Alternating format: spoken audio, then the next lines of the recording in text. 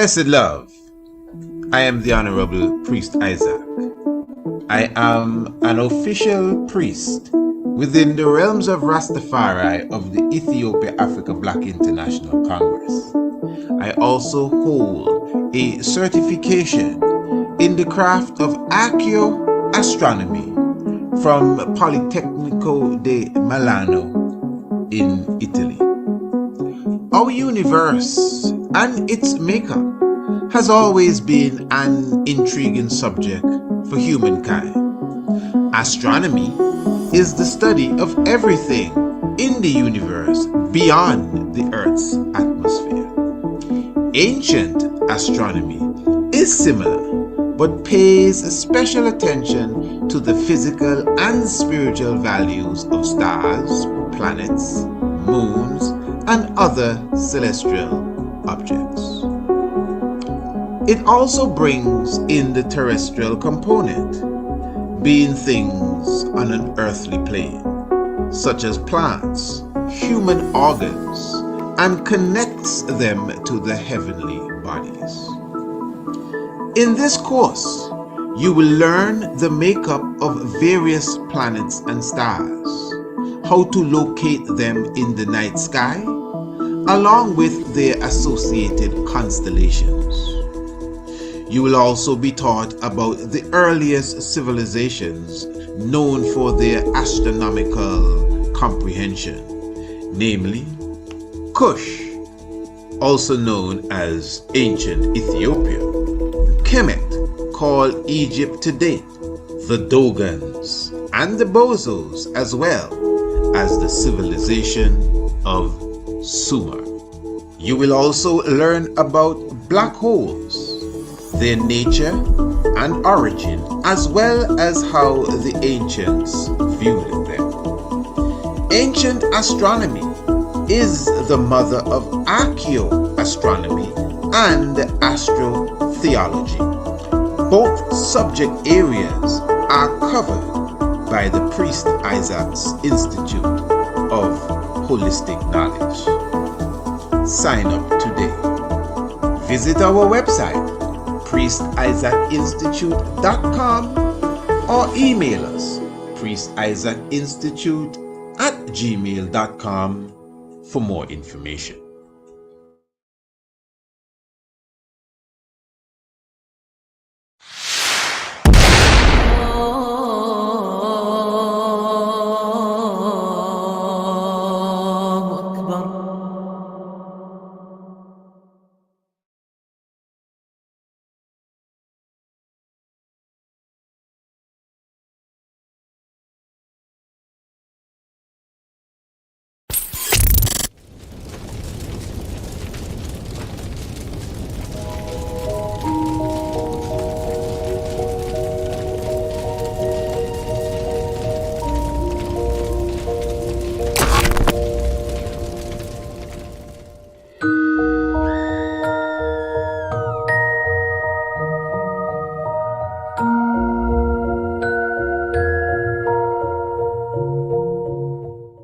Yes, royal family, give thanks. All blessings and honor, give thanks for your presence with us. A wonderful day.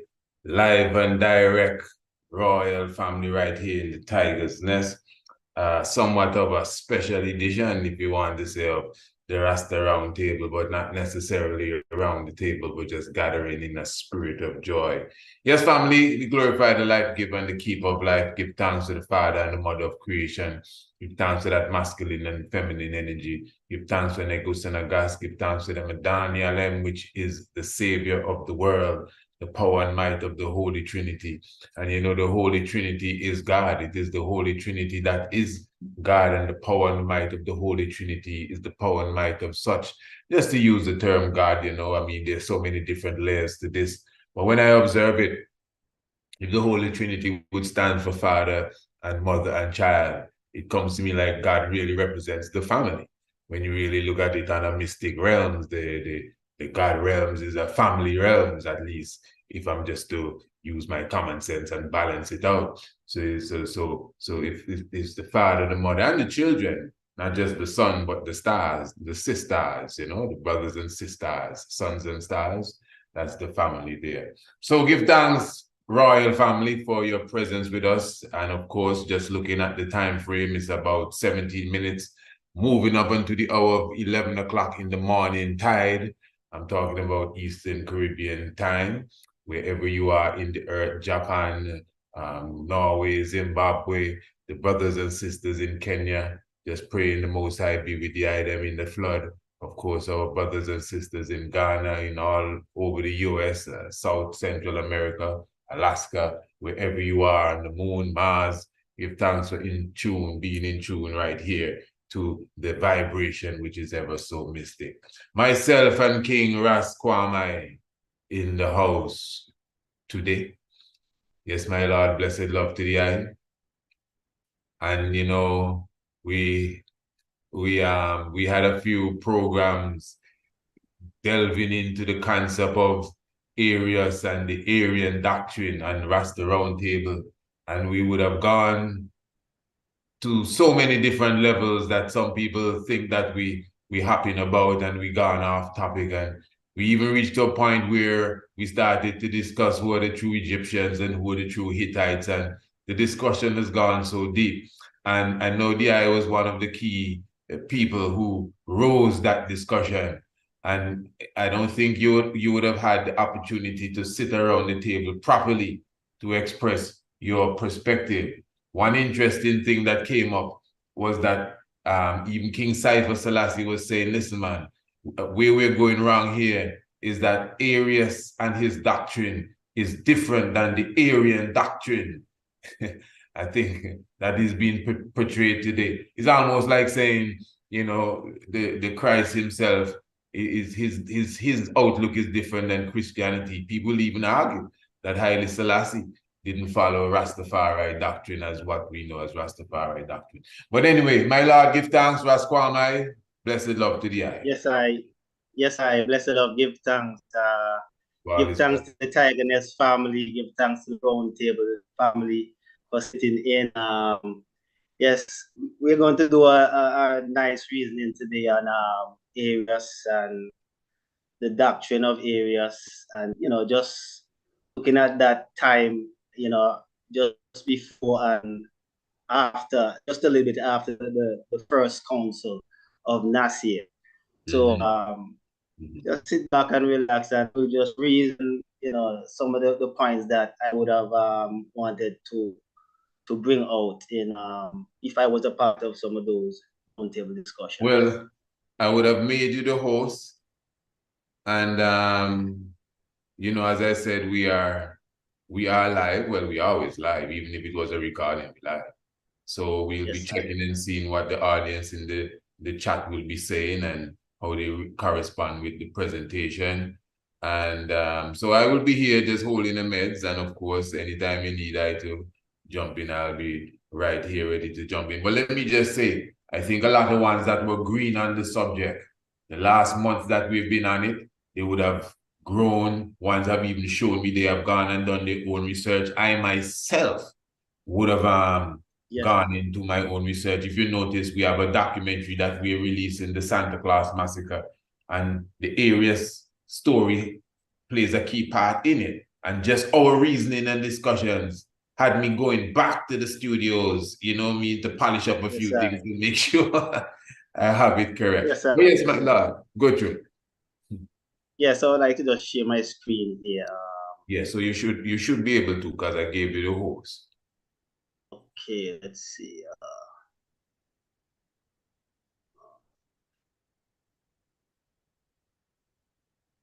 Okay. Let me make sure. Okay, yes, you do have the host, so all power is in your hand. While you're looking for that, just reminding the family, those who are coming in, you know, you can share the link, and even while they're sharing the link, you know, there's some customary things that we do around here, where customary things we do around here, where we press them thumbs buttons, and you can thumbs up the video and all of that good stuff. So make sure you do that when you come and share the link, though. To me, the share link is the main thing, really. Yes, sir. Yes, King. Go through. So now talking about Arius, the Council of Nicaea, right? One of the things I want to do is just give a little backstory on Arius as far as how scholars view some of the sources and so on that we are bringing out and we're speaking of, and how what they think about Arius per se with his as far as his own word go. You know what I mean? So first of all, if they are following the screen, right, you will see that most scholars agree that there is not enough writings preserved. You see, and they would agree that there's no more than 4 or 5 pages of text with Arius' own writings, his own perspective, his own view on this whole question or this theological question on the Son and of course the Father. Yes, he was quoted by Alexander and Athanasius, but you cannot take these quotations and sources as unbiased or unambiguous representation of Arius' position. You see, and because of the fact that with Athanasius, he would not really adjust per se. He would quote Arius, but he would not really quote him in an unbiased way. You know what I mean? He would just go ahead and maybe look at the theological consequences of Arius' statements and deal with that. Now, you have two sources that scholars agree that are useful to reconstruct Arius' views. And the first one is the Theological Declaration by Arius and his supporters at the Council of Alexandria. And number two, it's the letter which Arius wrote to Eusebius of Nicomedia. See? So we're moving right on. Who was some of Arius's influence? Just to get an idea of his theology, we have to look at his influences and so on. And some of his influences, I have 5 influences that he went through, and as a result, he was able to form his own perspective when deliberating on these issues, the Son and the Father issue. So Lucian of Antioch, and his teaching stemmed from the literal exegesis or interpretation of scriptures. And he had a determination to preserve the unicity of God and a tendency to distinguish between the Logos and God. The second one is the apologist Athanagorius, and teaches that God is one, soul, prior to and separated by an abyss from matter. And he avoided the idea of the Son's generation, or the Son was made. He avoided that whole argument altogether. You have Origen of Alexandria, the next one. His position emphasized the Son subordination to the Father. We have Dionysius,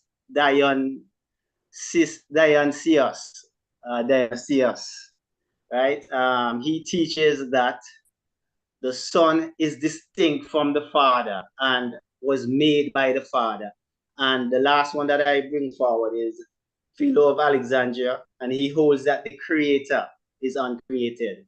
Now, his conception is the world was created from nothing to serve as an intermediary, as an intermediary.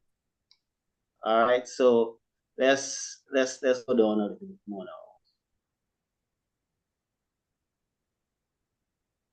Okay, so now, what did Arius teach? Now, these information, were garnered from a wide variety of sources. You see it. So Arius' teachings emphasize the transcendent and sole divinity of God.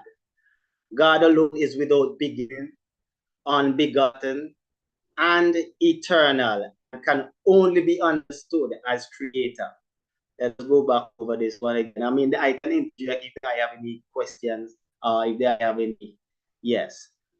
His teachings emphasize the transcendence and sole divinity of God. God alone is without beginning, unbegotten, and eternal, and can only be understood as creator. So here are some keywords which we should consider when we're looking at Arius' perspective, right? Transcendence. This means something that goes beyond normal limits or boundaries because it is more significant than them. Now, on a personality means existing in the form of only one person or being. Unicity, the quality or state of being unique of its kind. And hypostasis, the substance or essential nature and of an individual, right? So now that we have this here, I mean, these are the references that I'm using so far. Now that we have this here, when you look at the whole question of the divinity of the Son, I raised that in the round table before the last, that Arius really did not believe in the divinity of the Son, or he did not believe that the Son was divine. He believed that the Father was divine, and being that the Son was created just like the other beings, being that happened, he cannot be divine, but he can act as God only in word, but not in actuality. You see it. So what I want to do is to go into one of the sources here and just read a little part. This source is from Leah Donald Davis, the first 7 ecumenical council. Okay, and I want to read just a little part of it, just to give a little context about Arius's views. So, you know what? Before I go into that, let me just touch here on this book here, Arianism, Roman Heresy, and Barbarianism. I raised this book, and I think one of the king was asking to show where in one of these books that speak of Arius theology as God, the Son is not divine. And so I will just turn to page 9, and I'll kind of, go over what I've already gone over from the start. All right. So now, very little has been preserved of Arius's own writings. No more than 4 or 5 pages of text. He was quoted by Alexander, of course, that, as I said earlier, and his successor, Athanasius of Alexandria. Let me ask you. But, sorry to cut you, King. What you reading? We supposed to be seeing it too? No. Oh, okay. You the book, right? Sorry. No. Go through. You're good. Unless I want me to just flash it and then pull it up. No. I was just wondering, maybe I had it on the next. I know how it sometimes. No. But you're good. No, you're good. Okay. I might share the link with the Jed, right? That's okay with you? Yes, sir. Yeah, that's Ivy. That's okay. My Lord. Yes, sir. So very little is preserved of Arius' own writing, no more than 4 or 5 pages. He was quoted by Alexander and his successor, Athanasius of Alexandria. But these citations must not be seen as unambiguous evidence of Arius' teaching, since neither Alexander nor Athanasius distinguished between Arius's actual statement and the theological consequences which, in their opinion, result from the statements. Now, let me just go down so I will not just go over everything that I have been reading. So, both Arius and Bishop Alexander apparently stood in the Alexandrian tradition of the theology of the Logos of Origen. The legacy of Origen was somewhat ambiguous. It allowed different possibilities for interpreting the relationship between God, the Father, and the Logos. Arius wanted to emphasize the transcendence and sole divinity of the transcendence and sole divinity of God, as opposed to Alexander, who argued for a co-eternal state shared by God and the Logos. You see, I will stop right there for now.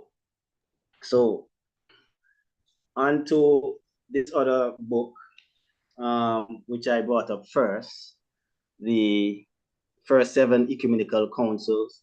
I just want to read this also for a little while. So, this has to do with the divinity of the Son. This is where I'm focused on, since that was raised by the king who would join us soon.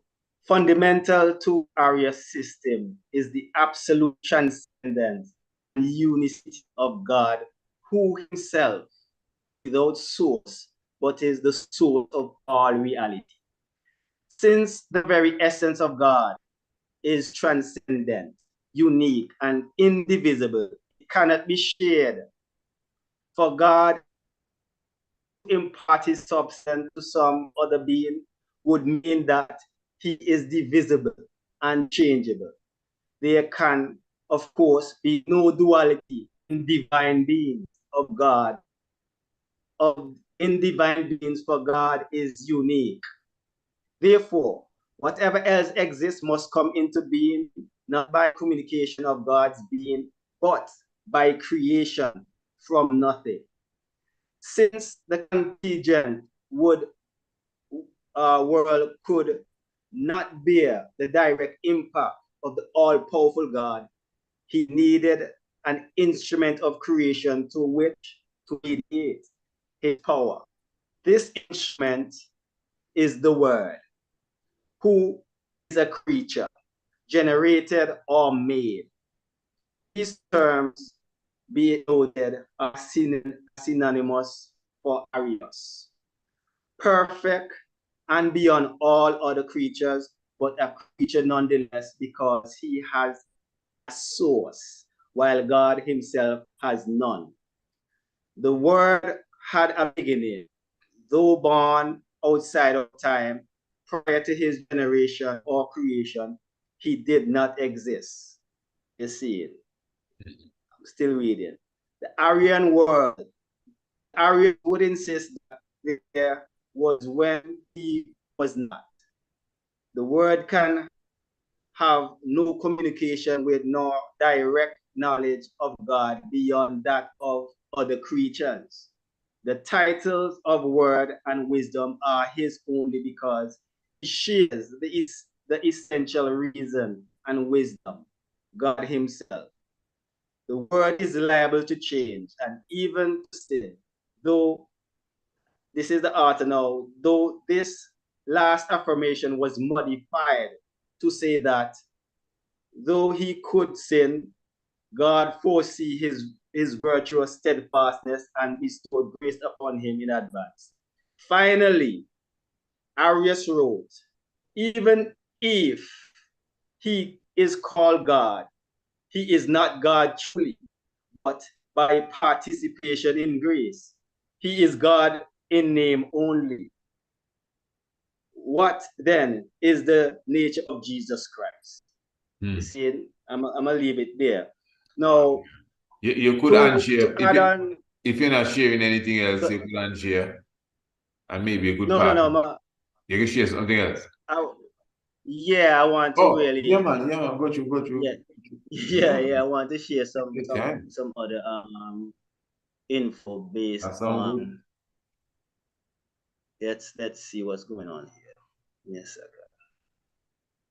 Yeah, and again, give thanks to those coming in, those who get in cozy. I know, it's an afternoon, early morning, well, late morning on my side here, maybe mid morning where the king is. I know a lot of the fans might be out and about. Even King Ankoma say he's on his way home to see maybe he can get the tail end of the program. But whatever the case is, give thanks to those who are with us. Give thanks to those who are on the road and still with us. Be careful while they're driving now. Just listen. You don't have to watch too hard, watch the road, and just give thanks. Yes, my lord. So I see. No, still looking at the reference. Oh, still looking at the reference. So the reference. I think you might have to press share again. New share, right? Right, and see you. But family, I think the references has been up there for a while. So I don't think nobody even seeing this now in the future can be crying out where the source is. Yeah. And even at least 10 minutes. Now what I'm going to I'm going to address the divinity based on now these sources that I'm bringing up here. What I'm using here is in no way to validate the veracity or the claims of the council meetings or anything. I'm just showing ones and ones how some of these church fathers view Arianism. You see it. I mean, not all of them, because some of them have the traditional viewpoints of Arius. You know what I mean? Just the ones that have been we've been talking about in the past few roundtable discussions. But let us look at Father John A. Harden and see how he view. That's Father Friar. Oh, Friar. I'm not sure that I think it's Friar, yeah. Friday. Okay, then. Yeah, gotcha. So, as you can see, the whole title of this article is Arianism, Denial of the Divinity of Jesus. I'm not going to be reading a lot into them. I'm just going to go into a little bit, and then afterwards we can just start a reasoning based on the questions and whatever. But Arianism, a 4th century heresy which denied the divinity of Jesus. Okay. Sorry about that. But they try getting Jesus. Anyway. Jesus was the one. So, Arianism, a 4th century heresy which denied the divinity of Jesus. Its author was Arius, a priest of Alexandria, who in 1318 or 318, began to teach the doctrine which now bears his name. According to Arius, there are not 3 distinct persons in God, co-eternal and equal in all things, but only one person, the Father. I'm going to leave that there.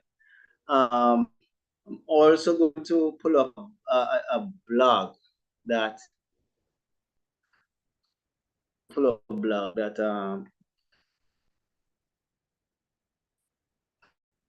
let's look at this.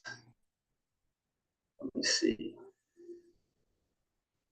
Let's just look at this blog here. Are we seeing this? Yeah, can you see the Bart? Herman. Yeah, Herman blog. Blog, yes. So was Christ human but not divine? True. Another early Christian. In previous posts, he talked about the Jewish Christians of early centuries who held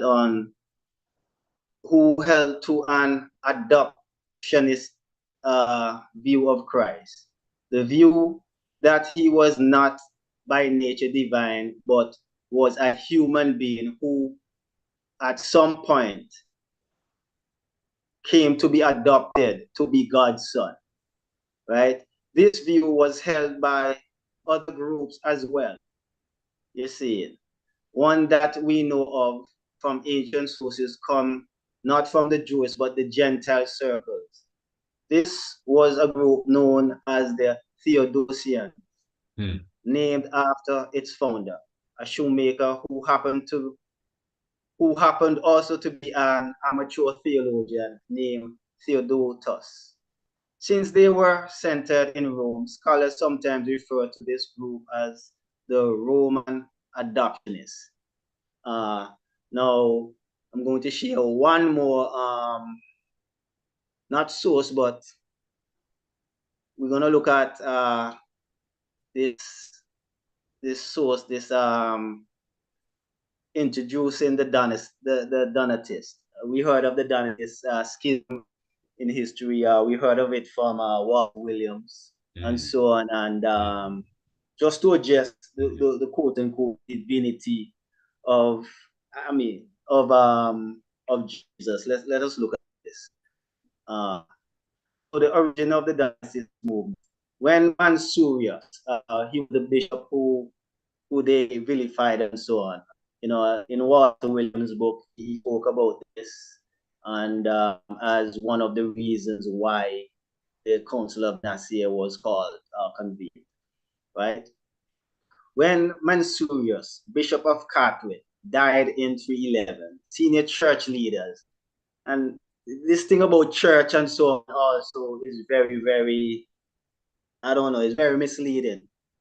You're saying, but we'll go on and see some, we'll go on and see. Senior church leaders in the province of Africa engaged in an unseemly scramble for power, and eventually Mansurius, Archdeacon Kelsian, was chosen to succeed him. This choice divided Christian community, many of whom felt Caecilian was not suitable. His personality was not the main factor, but he was widely regarded as arrogant, cowardly, shallow, cruel, and intolerant. Of greater significance of his song, let's see. Let me not read. Okay. Of greater significance was his strong pro-government stance, right? He was strong pro-government stance. That did not go well among those who wanted greater independence from Roman culture and control. But the main concern was suspicion that he was either a traitor or that he had been ordained by a traitor. This term was used to describe those who had handed over copies of scriptures. Scriptures is very misleading also. I mean, within that community. But let me go on. Handed over scriptures to pagan authorities. They call in the Roman authorities pagan, yes, which is within the Catholic circles. During times of persecution. No, scriptures, as I say, is a very misleading word. I don't know how clear, I don't know how precise this article is on grammar, but the scriptures has a capital S. Seeing. I mean, sometimes people put it, but I don't know how. It seems to be grammar-wise. It seems to be very precise. If you know what I'm talking about. Yes, sir. Encyclopedia Britannica type of grammar. So scripture with a capital S is very precise too. But you got to explain what you said. So that means the relevance of it is, yeah, the importance of it, So the scriptures, though, to me is very misleading, because one would think about the scriptures again as those that we see today. You know what I mean? Old and New Testament. But remember now, these communities, according to Walter Williams and according to other writers, had their own literature, their own sacred literature, which they wanted, which the government wanted to be turned over to them, so that their teachings and so on can just evaporate from out of history. You see? So when we talk about church also is also misleading. Christian families, communities also very misleading. You see it? Because some of these communities did not consider themselves Christians per se. You see, they did not consider themselves Christian, not that the whole idea of Christianity did not exist, because they were Christians. We have sources that address the actual reality that they were Christians. Now, the question is, if they were Christians, what was their Christianity based on? Especially this movement with unserious and so on. What were their Christianity based on? Was it Jesus the Christ? Were they calling the Roman culture and form of worship pagan because they did not subscribe to their philosophy or their theological view of God and so on? So these are questions that really need to be pulled out and iron out. You see, and of course, I know when it comes to this idea of Christians, I would see that Serapis Christus was what this Christianity was based on. I would see that. So yeah, with that, what I will do is just turn over the eye again, and okay. we can just reason from that. That's very, very smoothly. Well, as I said, I was looking even for the good brother Anko Madrid to come in, but I just want to put a few things even on the table. But before that, my Lord, just give us a few moments. Let us take a quick intermission and, speak to the family on the next level. Blessed love, royal family. Honorable Priest Isaac here. I am inviting you to the Priest Isaac's Institute of Holistic Knowledge Royal Business Webinar. It is about time, family, for us in the conscious space to motivate ourselves to become a more business-minded culture. Join us for 3 days, the 20th, the 21st, and the 22nd day of December for a life-changing, I repeat, a life-changing experience. 3 p.m. each day, Radio Anu TV, YouTube, and Radio Anu International. For more information, visit our website, priestisaacinstitute.com, or email us priestisaacinstitute@gmail.com. The Royal Business Webinar. I will see you there.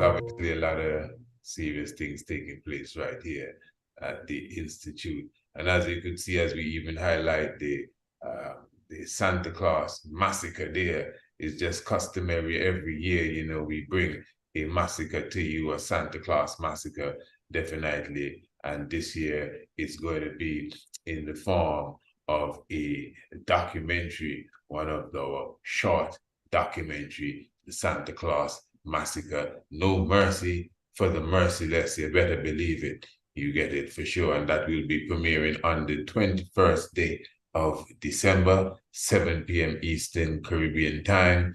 For sure, you could order your copy today And those who pre-order get a special discount. What a wonderful time. I mean, we're just putting on the finishing touches. The Honorable Prince Al-Masih, you know, our chief videographer and all of that stuff, chief coordinator, is definitely in the studios as we speak, in the laboratory as I'm uttering to you, putting that together, not unless he's in the kitchen getting something to eat, but for sure, definitely put in the Santa Claus Massacre in order. Make sure you bring your children and come and sit around. Someone's already scared. Eh? They say, no, this look too graphic, you know. I mean, oh, don't be too hard on Santa Claus. You don't know how hard Santa Fraud has been on us, eh? But you just have to comprehend the psychology. And since we were speaking about that, even Ras Kwami, because all of that is a part of the discussion here. You know, not to dwell too much on the Santa Claus stuff, but, you know, even St. Nicholas, who is considered to be one of the main individuals to contribute to the Santa Claus fable. It's not him alone. It's St. Nicholas. He's like the base of the product and a few other ingredients added to it, which created the Santa Claus business. But the point is, according to the story, St. Nicholas was the individual that assaulted Arius. In fact, let me just give some graphic of that so the audience could at least understand as far as, so this is one of them renditions there when they say St. Nicholas attacked Arius. If you notice in the picture, he has a halo around his head, but Arius ain't got no halo around his head because he's not holy, eh? He's not divine. But St. Nicholas was divine, especially when he did something like that. And also, this is another rendition there. You see Arius there pleading his cause. Also here, I think this is St. Nicholas because he has a little halo over his head. And you see the Black African bishop there as well. So anytime you come across these pictures, at least now, you may get a better understanding of what it is all about, the Nicene Council of the Bishops. But yes, Honorable King. So really, I think that was really the discussion, you know.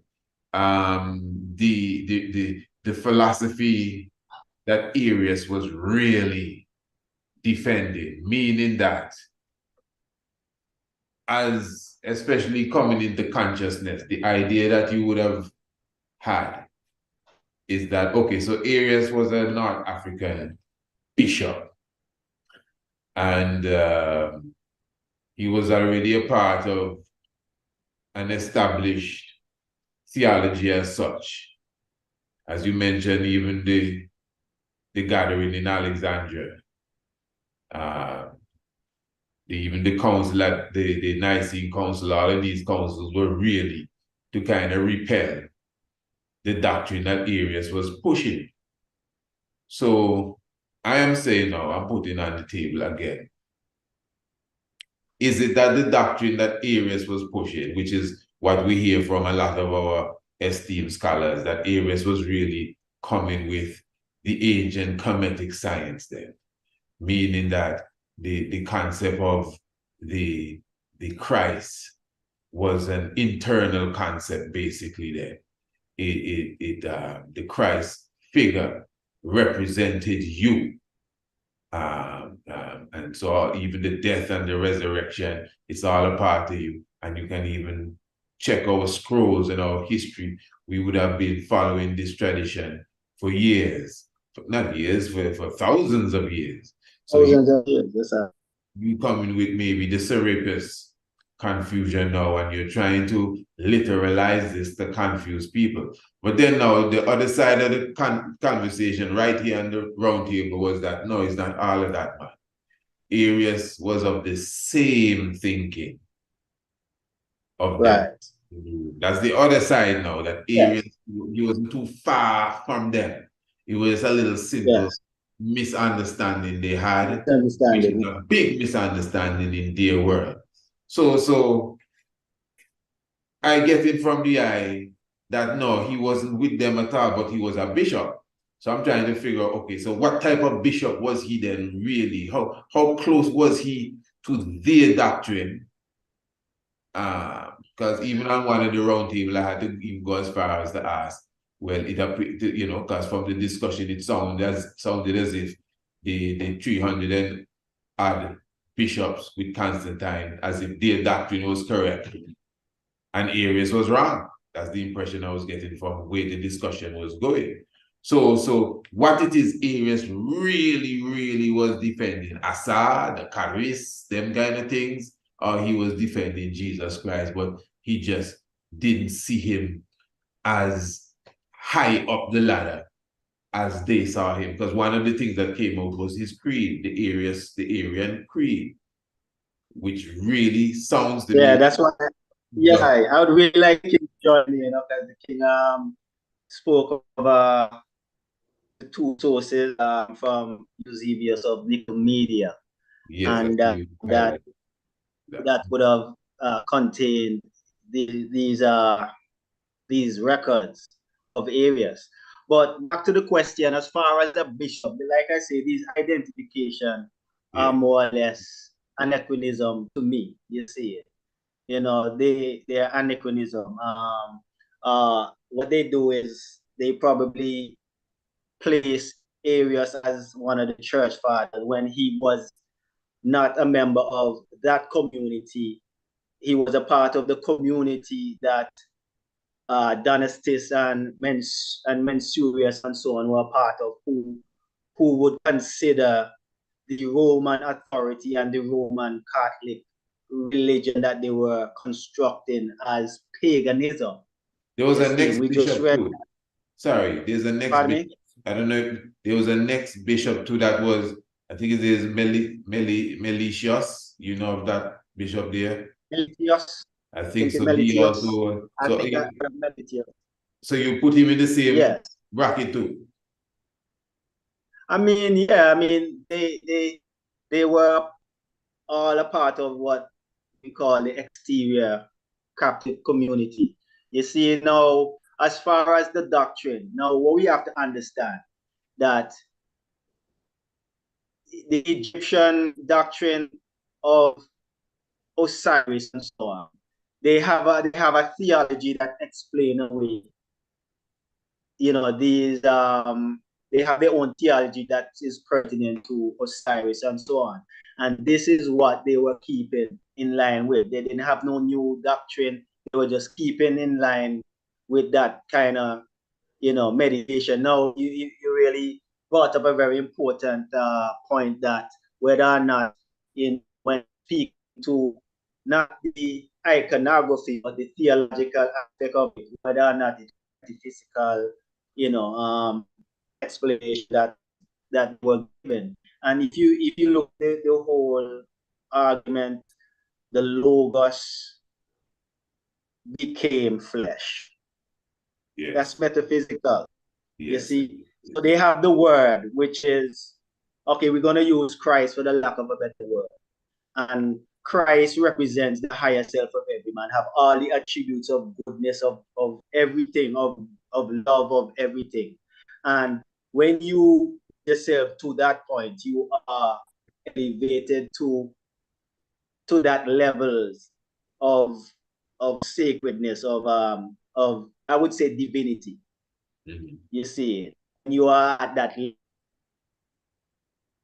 when that Logos, when that word becomes flesh, you will be transformed differently. You're not going to do the things that you do before. So it was a metaphysical reasoning that came out of that community that I believe the Romans and the authorities tried to make literal. Now, that is different from how they view Serapis. You see it, because they never accepted Serapis because of the fact that he was dissimilar to Osiris based off of his Greek rendition.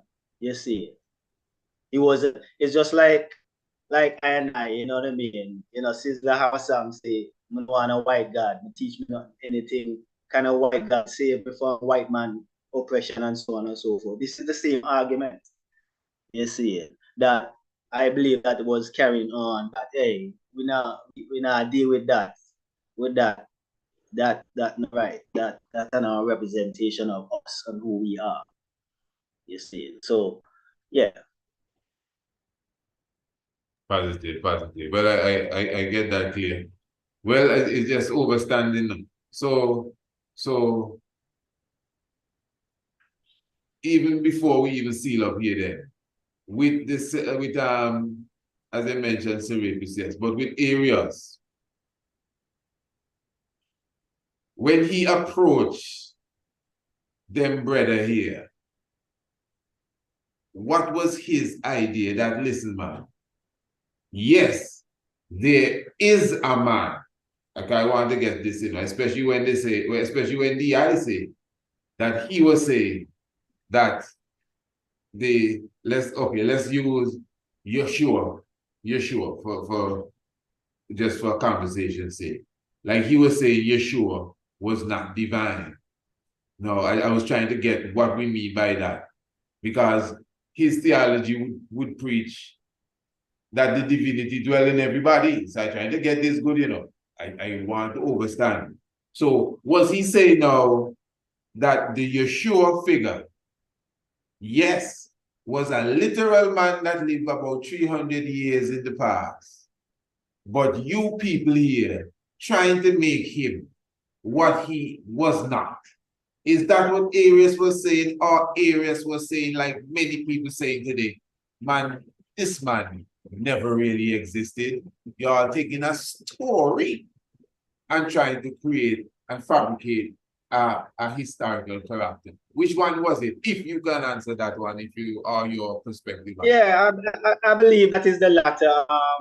That I believe that is the latter, and it was based on what I believe was Serapis, as they come down through, through the ages.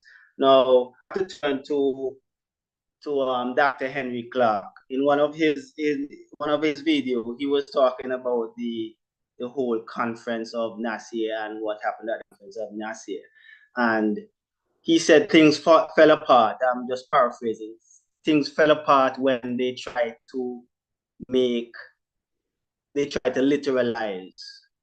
the whole concept and make it real, make it into reality when it was not meant for that. So yeah, definitely that was what I think Arius was fighting against, was chanting down, in addition to the iconography, you see.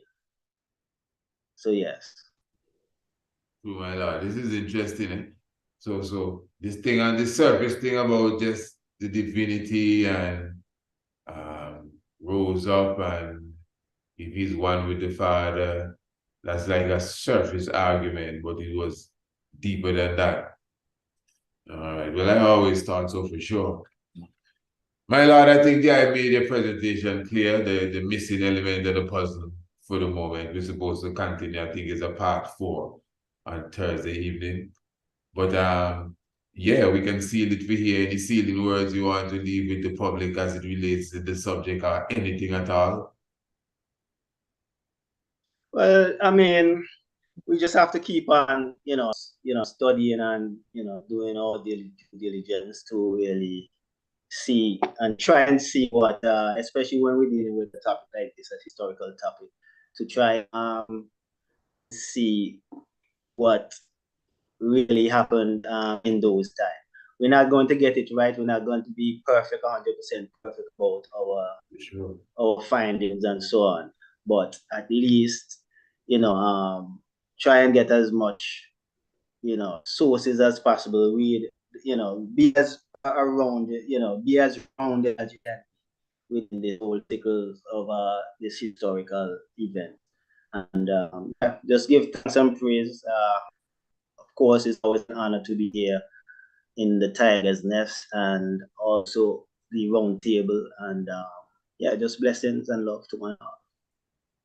Yes, my Lord. Well, give thanks, and I don't know if you will be with us on Thursday, but I doubt it. well, let us see what happens. Something can happen. Well, give thanks. Yeah, all right.